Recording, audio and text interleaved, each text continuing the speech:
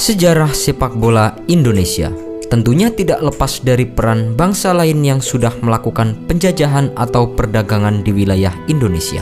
Pertama kali dalam sejarah sepak bola Indonesia, bahwa Cina lah yang sudah memperkenalkan permainan sepak bola kepada Indonesia untuk menunjukkan bahwa negeri tirai bambu Cina juga tidak kalah superior dibandingkan dengan negara-negara yang ada di Eropa seperti Belanda. Selain memiliki keinginan untuk melakukan perdagangan, Cina juga memiliki andil yang begitu besar dalam sejarah sepak bola Indonesia. Tercatat bahwa pada tahun 1915 telah terdapat banyak klub atau perkumpulan sepak bola yang berdiri dan didirikan oleh warga Tionghoa. Bahkan di tahun 1920 terdapat klub seperti UMS Jakarta dan Surabaya yang telah menjadi klub terhebat dalam persepak bolaan Indonesia atau yang kala itu masih dikenal dengan Hindia Belanda. Kehebatan Indonesia pada masa itu ternyata sudah sampai pernah ikut dalam kancah Piala Dunia tahun 1938. Dalam perjalanan sejarah sepak bola Indonesia terdapat beberapa peristiwa penting untuk dicatat, yaitu berdirinya Asosiasi Sepak Bola Indonesia yang bertugas untuk menaungi klub sepak bola yang ada di Indonesia. Organisasi tersebut bernama Persatuan Sepak Bola Seluruh Indonesia atau yang lebih dikenal dengan sebutan PSSI.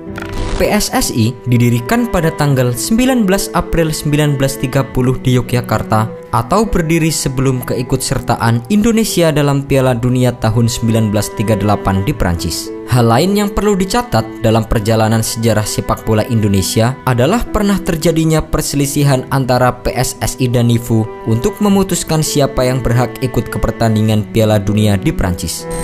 NIFU adalah sebuah asosiasi sepak bola yang didirikan oleh Belanda kala masih berkuasa di Indonesia. Pada waktu itu, Suratin Sastrosugondo menginginkan pertandingan antara PSSI dengan NIFU. Akan tetapi, FIFA langsung mengakui badan kerjasama PSSI dan NIFU sehingga nama yang dibawa ke Prancis bukanlah Indonesia melainkan Hindia Belanda. Suratin Sastrosugondo merupakan salah satu tokoh penting dalam terbentuknya organisasi PSSI. Beliau berkeinginan untuk mewujudkan Sumpah Pemuda sebagaimana yang dilakukan pada tanggal 28 Oktober 1928. Menurut beliau, sepak bola adalah cara yang sangat tepat untuk meningkatkan semangat rasa nasionalisme pemuda untuk melawan penjajahan Belanda. Kemudian, Suratin Sastrosugondo juga merupakan sosok yang memutuskan hubungan dengan NIFU secara sepihak dalam kongres yang diadakan di Solo pada tahun 1938.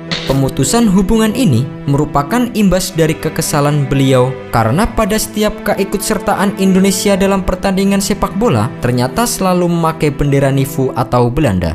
Masuknya bala tentara Jepang ke Indonesia menyebabkan PSSI pasif dalam berkompetisi karena Jepang memasukkan PSSI sebagai bagian dari Tai Ikukai, yaitu badan keolahragaan buatan Jepang.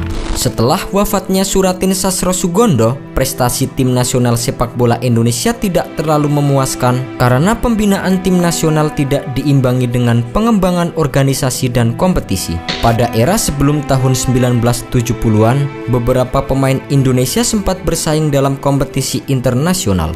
Dalam perkembangannya, PSSI sudah memperluas kompetisi sepak bola dalam negeri. Selain itu, PSSI juga aktif mengembangkan kompetisi sepak bola wanita dan kompetisi dalam kelompok umur tertentu. Sayangnya, sejarah panjang sepak bola Indonesia belum mampu untuk merubah prestasi sepak bola Indonesia di kancah internasional. Bobroknya manajemen internal PSSI menjadi salah satu faktor keterpurukan sepak bola dalam negeri. Butuh manajemen yang bagus dan tekad yang tinggi untuk merubah sepak bola Indonesia menjadi lebih baik lagi.